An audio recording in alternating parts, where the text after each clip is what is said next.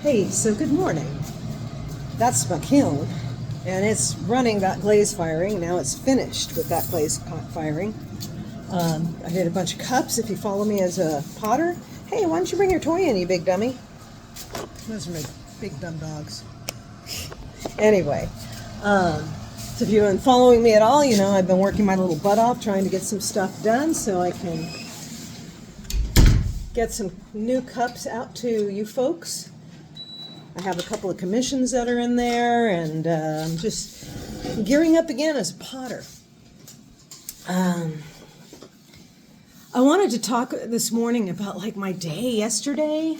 I got up, did the coffee thing, fed the dogs, got them all, squared away, as one does when one has dogs and they have to go potty. And after I had my coffee and everything, I took them out to the beach, which if you look on my Instagram account, you can see a little bit of beach time there.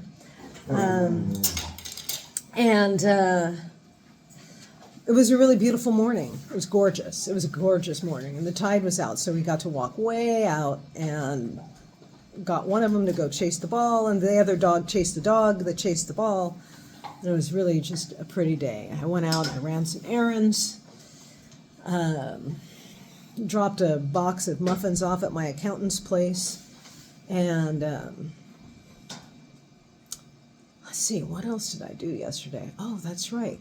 I finished glazing a bunch of the cups that were going in, and then I loaded the kiln and got it running. And you can see now that the cycle is complete, and it's cooling down, and maybe I'll be able to open it tomorrow, probably the day after, but maybe. We'll see how it goes.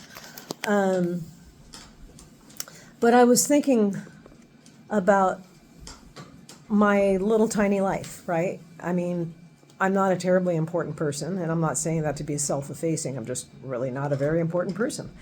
And yet I had this day that was just really nice and just filled with little things that made me happy. And in this day and age, obviously, we can't take that for granted, right? I mean, every day people like me wake up to the most disappointing lack of an obituary ever.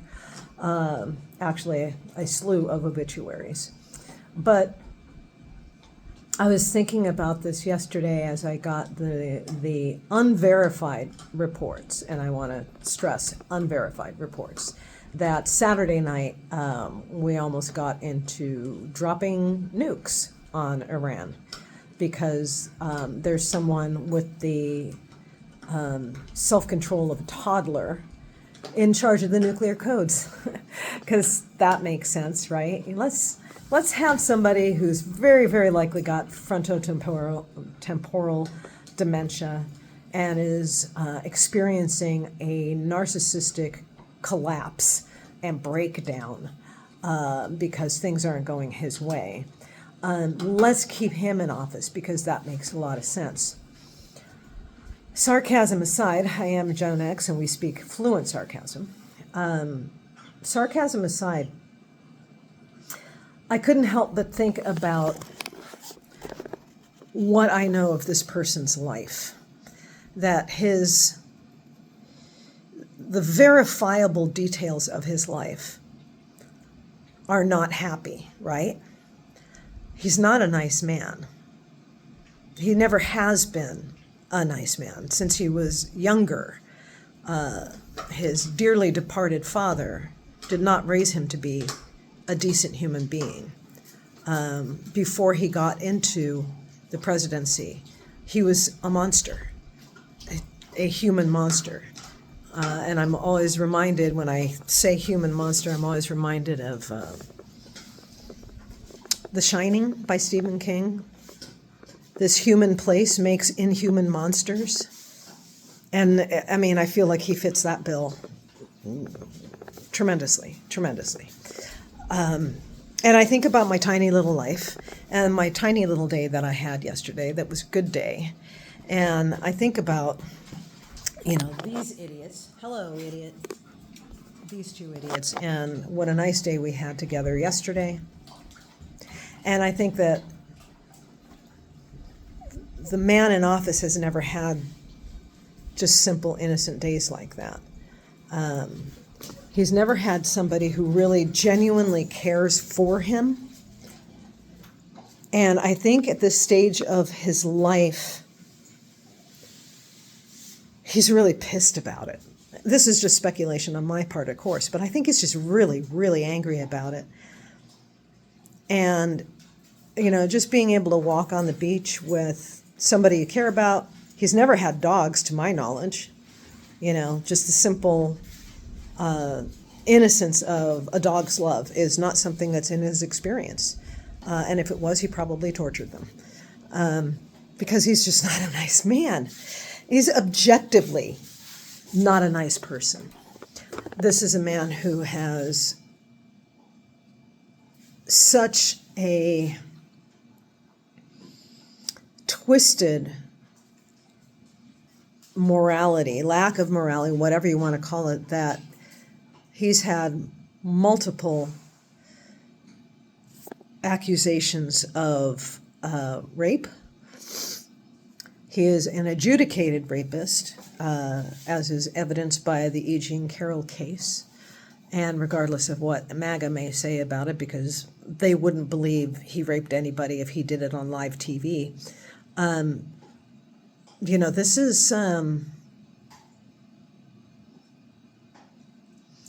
is not a good guy. Never has been. And in his narcissistic rage that he seems to be in right now, he's definitely unhappy. He knows the end is near. He knows that he's losing it.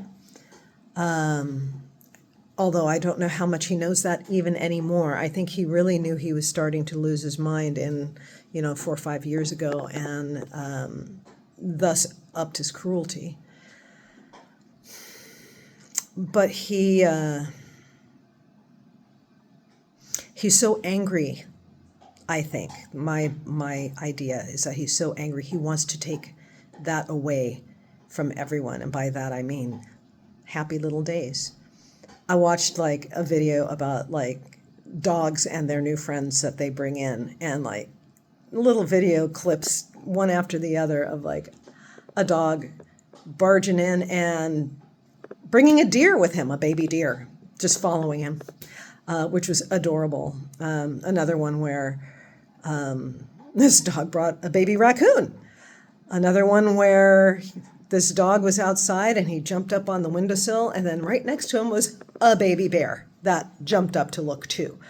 It's just the funniest, dumbest video.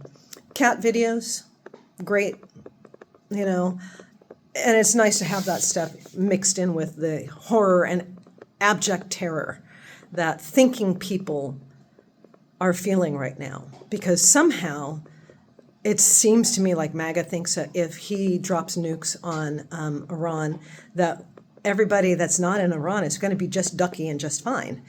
But we all know that if that happens, then, of course, Putin's going to drop a bunch of nukes on Ukraine. Israel's going to drop nukes on God knows who they're pissed at these days. And nuclear winter is very definitely going to be on the menu at that point.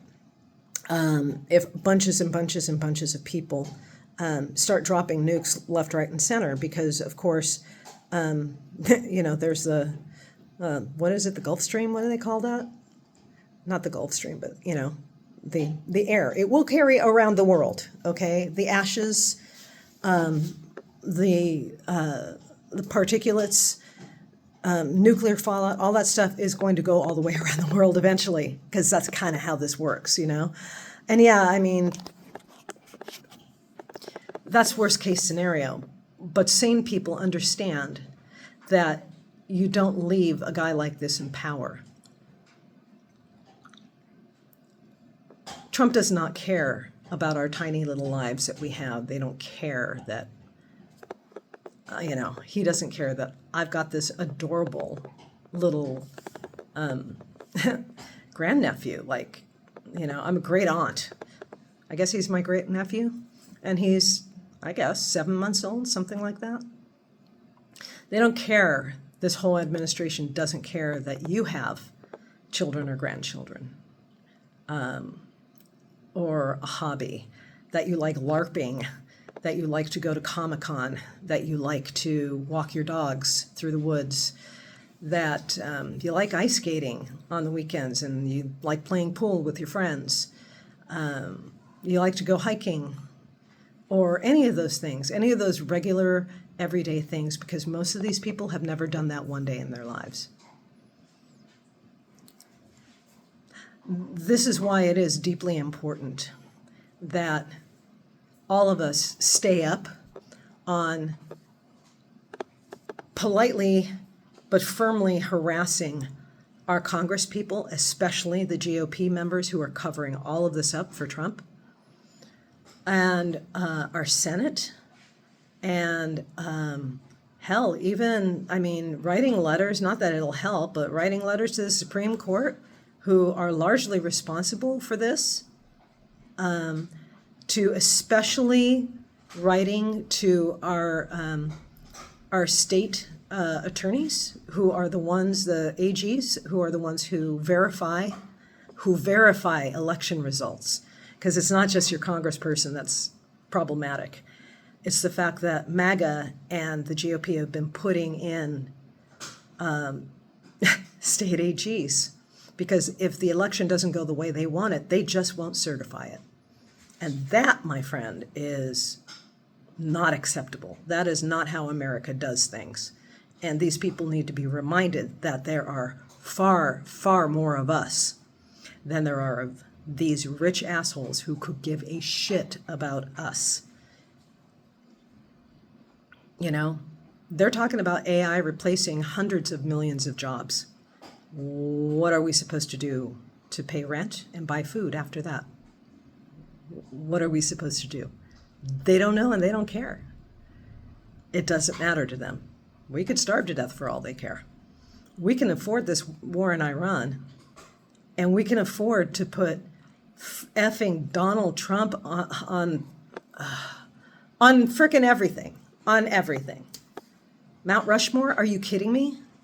Like, we can afford that, but we can't afford health care for people. We can't, the richest country in the world can't afford to feed kids. What? So anyway, I could go off on that forever, and you don't need to hear that. You get the gist. But I think it's really, really important. So anyhow, if you are uncomfortable with speaking to people without a script, I suggest you go to a little website called 5calls.org. I am going to leave the address in the comments, but 5calls.org is your place to go, because they have various topics that you can be calling your representatives on, and they have little scripts that you can read from and at least build off of. Maybe you want to just like copy and paste and then do a little rewriting so it sounds more like you or whatever. But again, you know, be polite, but be firm. And keep fighting for us. We're all worth it. Our little lives, our tiny little lives, are worth fighting for. They really are. I mean, look at that face. How could you not want to fight for that little face? And that idiot, too. Bye, guys.